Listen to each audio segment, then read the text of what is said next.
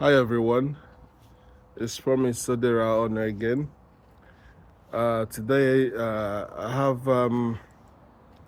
should I say, a mixture of good news, suggestions, and a bit of reservation for some issues. So I'm going to compile quite a few topics in this video. And the first one I would like to start with a vote of thanks for the great journalist Seun Okinbaloye. And why do I call him great? My respect for Seun, I've been listening to his program for a very long time now, for years now. Is the way he anchors his shows. And my respect for him rose when he handled the Hamas representative and also the Israel ambassador, somebody from Israel. After that, the way he handled that showed me that even on an international stage, we have a talent as far as journalism and anchoring programs, is concerned. And I listened to Seun and the very well performing minister,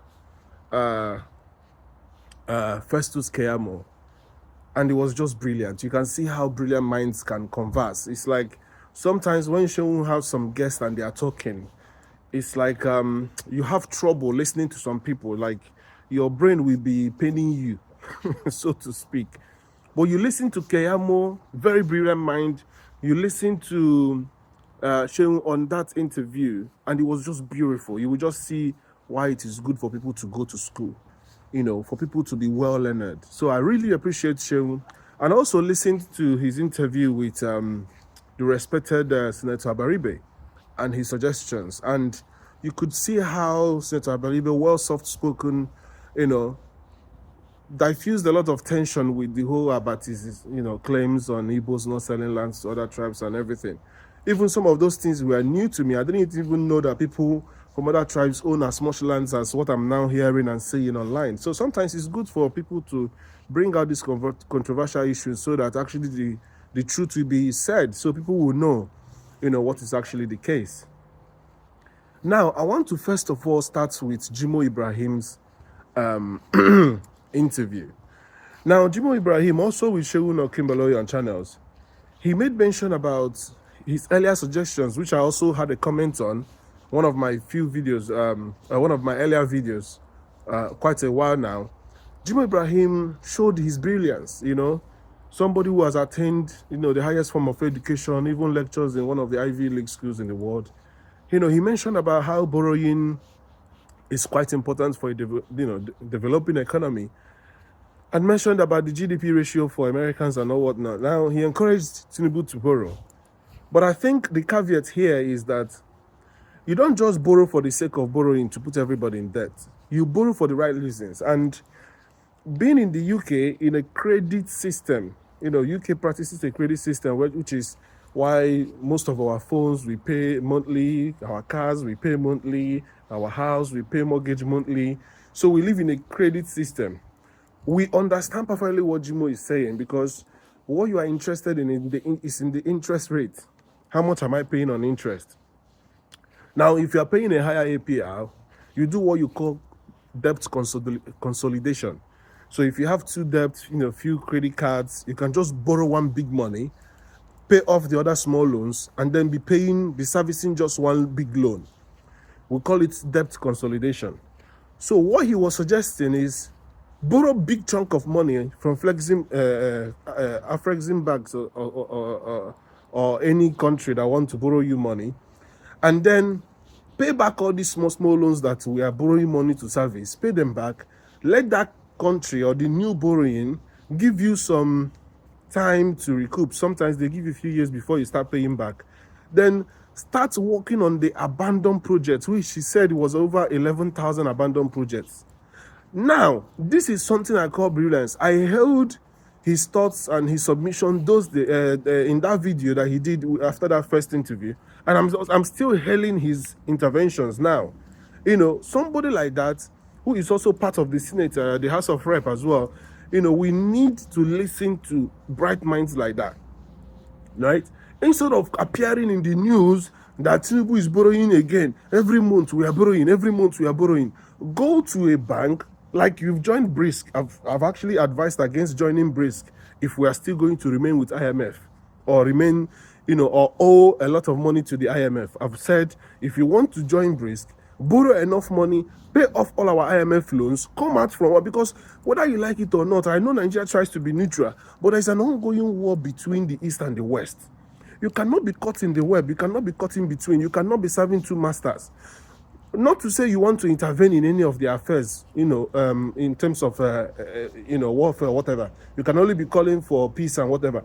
But what you are going to do is that as these two economies or big economies are trying to shape, how countries do business and whatnot, the best thing for Nigeria to do will be to borrow, as you've joined BRISC now. I mean, very learned Mr. Femi Falana is also of the opinion that we should join BRISC. I'm not against BRISC. All I'm saying is we cannot be owing Oceanic Bank and be doing business with Zenith Bank, for example. So we need to come off one, borrow big money from one, debt consolidate, all your debts, all your existing debts, and then know that you are just servicing one debt. Because in fairness to IMF, most of the debts they are giving us or the borrowing they are giving us are very low interest rates. And not just African countries, and not just us, other African countries, or even Western countries for that matter. So this is what I think we should do. It's not borrowing for the sake of borrowing, but borrow to pay back other small loans, and also borrow to complete some abandoned projects. A very good model is Mr. Peter Mbah of Enugu State, the executive governor of Enugu State. What that guy is doing, by the time Peter Mbah completes 4 years, we will see what Enugu will be. And in fact, I want to employ him to look into expanding the Enugu airport, because when we hear airport, he needs to key into the fantastic performance of Festus Keyamo, because it's rare that you will see people that are very, very progressive and innovative, like people like Olubunmi Ojo and Festus Keyamo. So I'm calling on Peter Mbah to join with his like mind and see how they can expand. That Enugu airport is too small. Buhari closed it for how many years? And yet when they open it, it's just very small building. Find a way, use your state fund, build, there is a big amount of land there, build an extensive building. You don't need to close the airport, just section off some part of the airport, add another building to the existing Enugu airport, so that that airport can actually have an international look. Because when you come there, it looks like a very small, tiny airport. For starters, even Asaba is even, looking better, although Asaba is still small, but I think that should be the case. We should increase that. Now, the other point I want to make is, when you look at what Peter Mbah is doing, Peter Mbah is going to all the abandoned projects by Chimaroke Nnamani. The hospitals that were abandoned, the hotels that were abandoned. Mr. Peter Mbah is going there, finishing them off, bringing them to state of art, including the convention centers and all the, that is what you call governance. So let us look at those very difficult projects that we can't solve. Sell them off. If you can sell Ajaokuta off, sell Ajaokuta off if you cannot do it. But those ones that you can do, bring like minds that can champion things and bring it to completion, complete Ajaokuta still. Complete some very key important projects. I saw that they are trying to sell off some of Warri Airport, Warri Refinery, and if it needs to be sold, sell it. Because sometimes when civil servants refuse to Nigeria to work, no matter what you do, they bring it in futility. So that is one thing I want to say. Number two is that right now, with the interview that I listened to Senator Abaribe, he made mention of what is happening to the Southeast. Simon Ekpa has been captured. Now, that does not take anything away. You just captured a leader. If we are to learn anything by what is happening in Hamas, what is happening in other places, I know you cannot equate IPOB to a terrorist organization, but with any ideology, taking out the head does not stop anything. They're just a vacuum that we replaced in no time. So the best thing to do is release Mazen Nnamdi Kanu, so that the leaders in the Southeast can be able to ask anybody that we want to cause issue again, what is now your problem, because Nnamdi Kanu has been released. And that way you bring back peace, especially for this festive period, because people are now scared to go down to the Southeast because of all these unknown gunmen. Then demilitarize that zone. There is too many police in the southeast. There's too many checkpoints. And once you give people weapon, some of the bad eggs in there can go out in the night and become the unknown gunmen. And people will get the impression that it is IPOB without knowing. Like Senator Abaribe said, why is it that in 100 kilometers of Onitsha to Enugu, you have over 60 checkpoints? Whereas you can travel from Abuja to Kaduna the same 100 kilometers and you will not see as much, checkpoints. And yet, there is always killings there. That is to tell you that you don't solve any problem with over-militarizing the place. So that one is already said.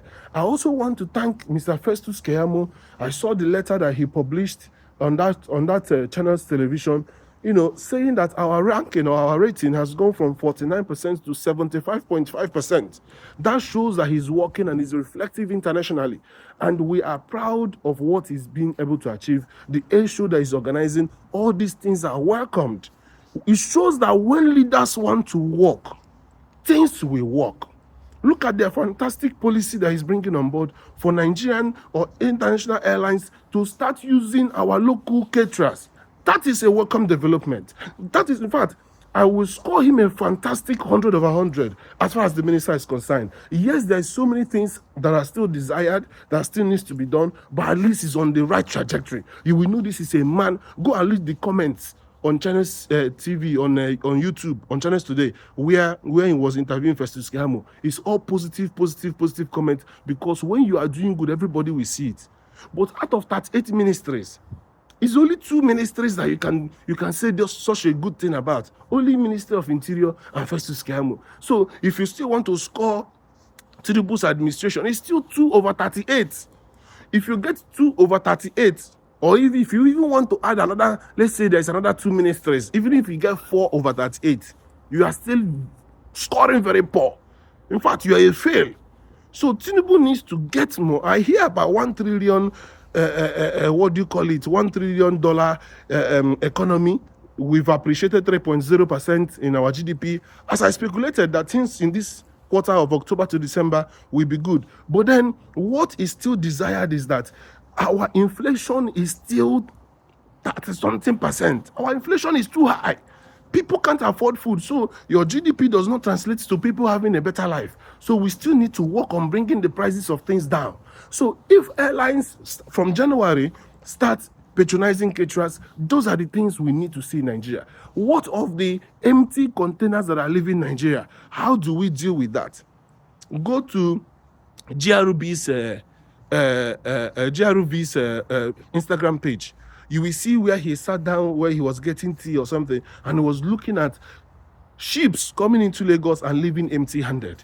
What are those things that Nigerians buy when they are abroad? Can we sell those things and put them into those containers so that Nigerians can be exporting something?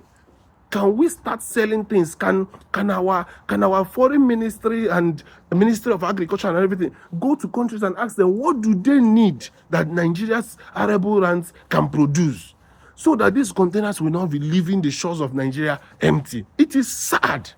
It is sad. We're talking about economy. We're talking about productivity. These are the things that we're supposed to be looking at. What do we export? We cannot be useless to the world. We cannot be consumers. We have to look at what we can export. If it is our clothes, if it is our senator clothes, or our Ishiago, or our local clothes, if it is our food, let other people test what Nigeria can offer. It can come from aggressive, tourism, adverts or whatever, but we need to find something that we need to, export to leave the shores of the country. So because of time, I'm going to stop here.